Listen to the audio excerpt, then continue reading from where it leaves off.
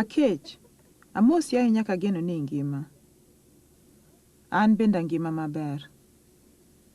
Something very special has happened. We have a visitor from America. After 27 years, he is suddenly here. My brother.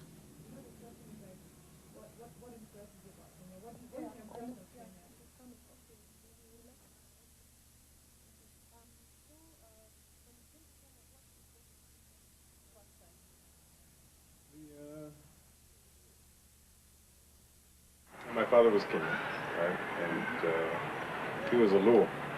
And the story that was told when I was young was of this brilliant young African who'd come to America to learn the white man's magic and then bring it back to Kenya to develop the country. And he had arrived in Hawaii in 1961, or maybe a little bit earlier, in 1958. It was right before Kenyan independence, and I think he was part of that first generation of young Africans who went west with all kinds of promise. And that's where he met my mother, and they got married. And then he left when I was about 2.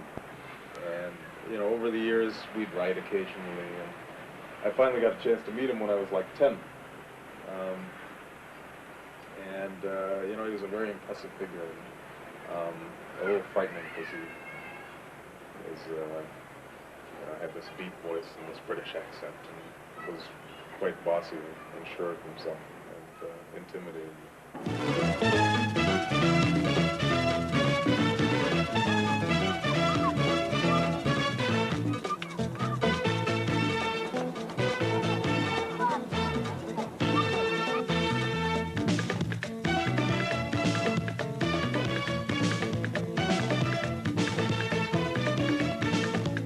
Learn a lot about the beauty of black people just being around a lot of black people, feeling as if they're all around you, and that in some sense you belong. Even though, ironically, a lot of Africans will look at black Americans and say, they're Wazungus, or they're white people. Ironically, it was the death of our father that brought us together.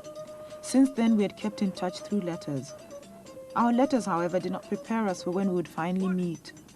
I was afraid that Barak, my brother, would not be comfortable with us. I was also afraid that we would not know how to relate to him. After all, he was from a totally different world to ours.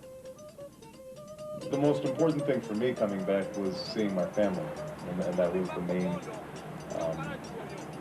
the main purpose, and I think the thing that moved me the most was going to Home Squared and meeting my grandmother and my brothers and my uncles.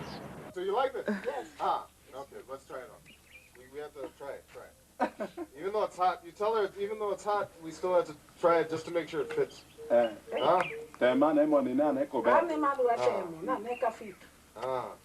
good. It's good. It's good. What do you English? Usually, it's a good one. It's a good one. Oh, there. There. It's good. It's good. Tell her it fits. What's happening? Are you okay? I'm doing fine. I'm going to get a smoke. My brother does not speak Luo, our mother tongue. We're forced to talk in English. A white among blacks, the family jokes. Through discussion, Barak is able to learn about the traditions of his forefathers. Unfortunately, a lot of the explanations for the ways of the Luo are not known anymore. The answers to his questions are often vague and unsatisfactory.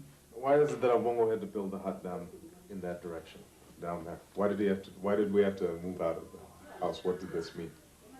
What did it mean? Move out of this compound. Right. Yeah. Yeah. What did it mean? Traditionally, somebody like Obongo, he can't build in the grandfather's compound. He's not allowed. He's not allowed. So if he wants to build, he has to build outside the compound. I can't live and make my own home out or outside the compound. Right. Before Matt does that one, because we inherited it from our four-grandfathers, and it's traditionally or stereotype like that. We just can't do it because they say that if we just do it, If he comes back, he doesn't step into my compound. Do people feel like they've lost something when, you know, you said it's just a tradition, nobody knows why. I mean, how does that make you feel? Or how does that make you feel, Yusuf, when you know, we still have these traditions, but they're thin now. We're not sure which ones are which, and nobody follows them anymore, and some people follow them and some people don't. And is that a good thing? Is that a bad thing? It's not good because, you know, there are some reasons why they were laying such a tradition, Right. but some of the reasons are hidden. Right. You can just Only the old people may know the reason, Right. but they will not like to tell you. Right. Yeah. They'll just say, tell you, all right, no, that is bad, don't do it. But the reason they won't tell you.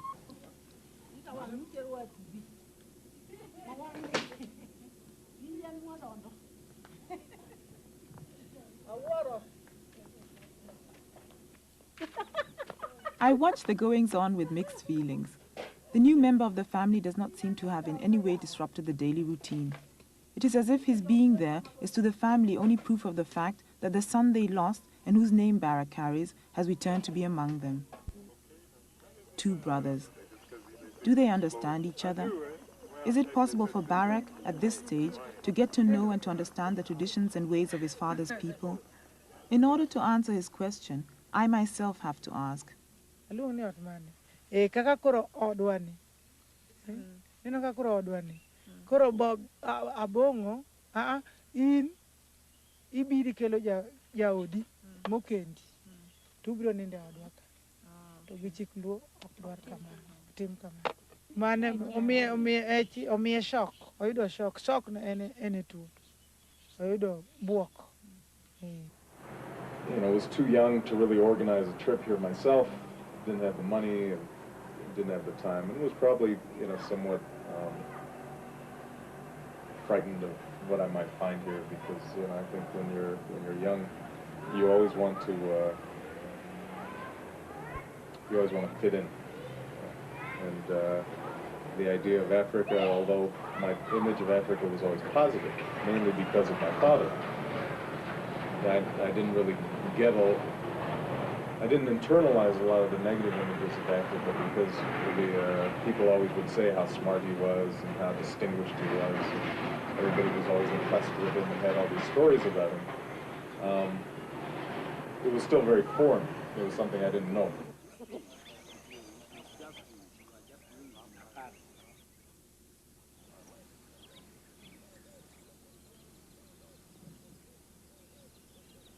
We take a walk to show my brother and his fiancée the neighborhood.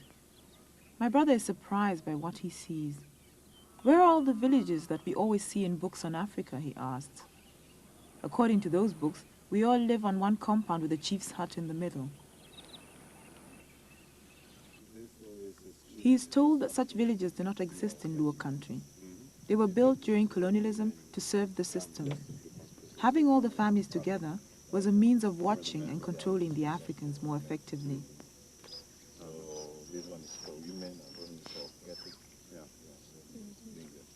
Normally, only one family lives on a compound. Between the compounds, there are acres of farmland.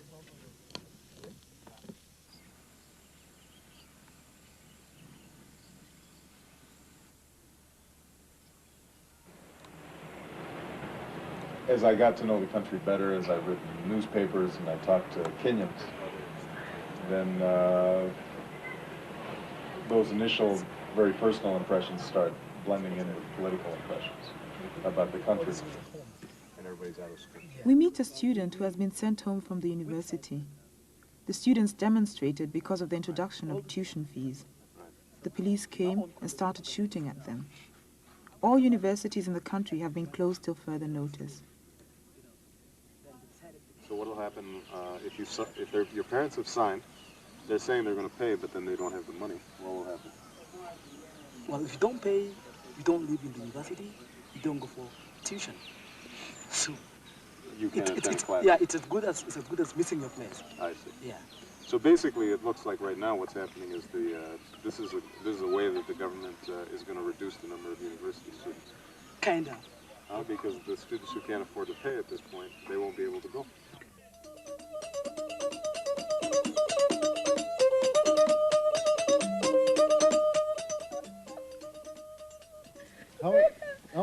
this woman related to us? Ask Granny. She's saying, hello, how are you, my son? How do you say mother?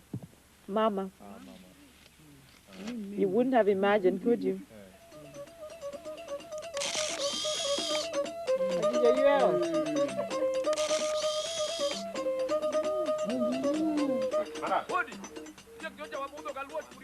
Our visit finally comes to an end, but the journey continues.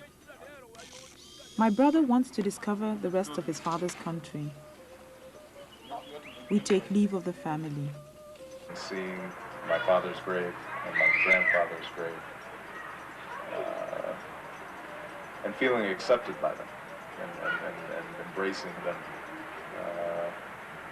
was important for me, and sort of filled a hole that I'd felt for a long time.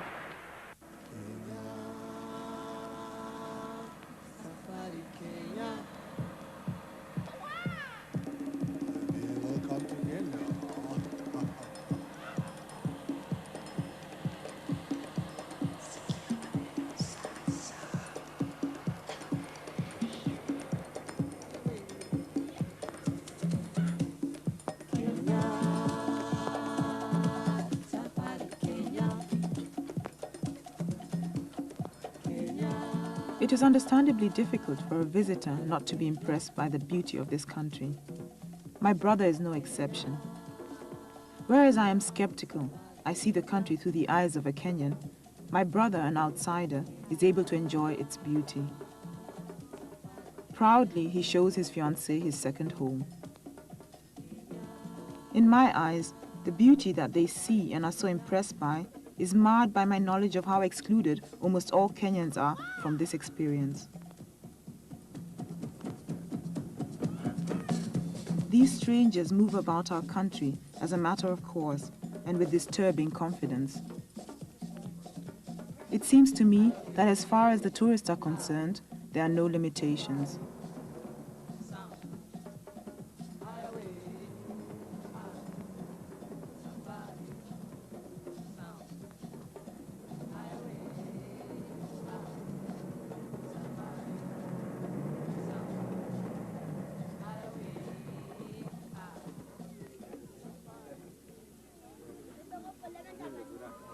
I observe my people being exhibited, exhibiting themselves. Who would want to miss such a spectacle? A folks exhibition.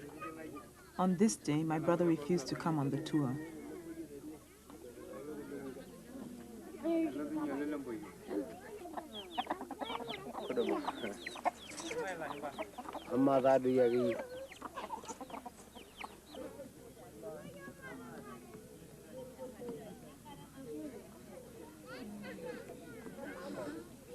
Yes, that's also.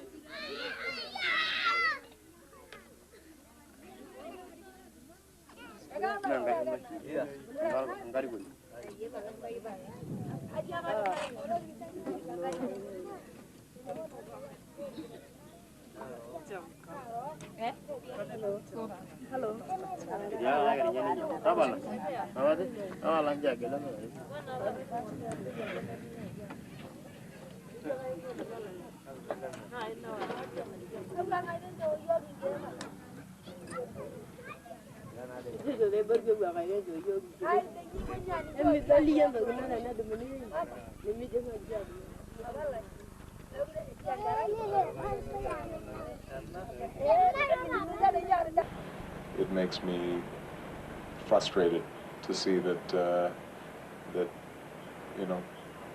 blacks in Kenya don't have more confidence in the possibility of shaping their own fate and their own destiny. I'm deeply saddened by a sense that whites are still superior in this country, in some sense, that if you sit at a restaurant, they're served before a Kenyan is served. If you go through customs, a white person's going to have an easier time going through customs. I've experienced probably the Kenyan side of it, mainly because there have been times when I went, let's say with Alma, my sister, who's obviously Kenyan, to a restaurant where we'd have problems getting served, where the waiters would be rude. You know, if you look around at Kenya, when I look around at Kenya right now, you get a sense that although on the surface things are relatively tranquil, right beneath the surface, things could explode at any point. Because you have all these young people, not just now coming from the countryside, but just simply from population growth, who are going to school, have high expectations, but the engine for growth that's going to be able to employ these young people may not be there. And that's a dangerous situation when you have rising expectations and young, bright people who are frustrated in their ambitions. And you see a lot of that taking place in Kenya. And you would think that that would be more of a source of concern for the government, and that they might change policies as a consequence of that. But so far that doesn't seem to be taking place. Due to a puncture on my old car, I'm able to show my brother that Kenyans are in fact trying to shape their own destiny, despite all odds. I take him to a Jua Kali garage. Jua Kali means hot sun in Kiswahili. The garage is so named because the mechanics work outside in the hot sun. They do not have enough money to hire premises and have no support from the government or any foreign organization. They invent simple and inexpensive techniques of doing otherwise complicated jobs that would normally require expensive equipment. Normally, such garages are situated in the poorest areas of town, areas that are neglected by the state. Only the smartest can survive. There is the constant threat of being evacuated by the police. Simon, the Jua Kali of this garage, for that is what the mechanics are called, works many hours. His garage is specialized in VWs, and you see them parked as on a conveyor belt, one after the other on the street. The mechanics work on several cars at the same time. Simon's 4 sons also work in the garage. There is more than enough to do.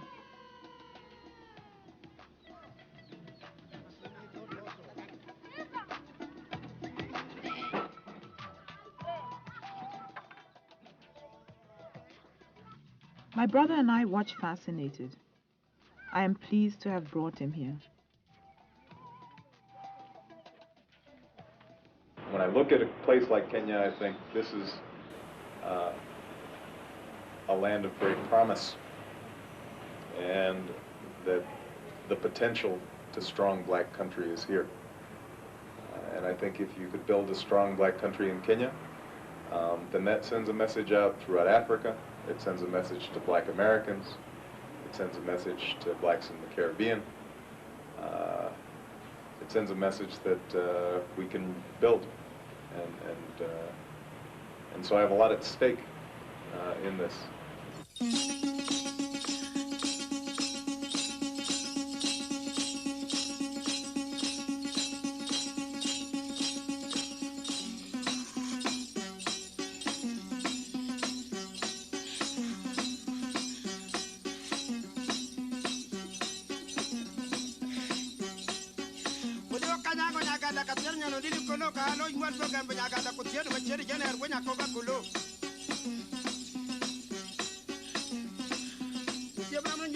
All the way to Koda, Nyango Nyaganda.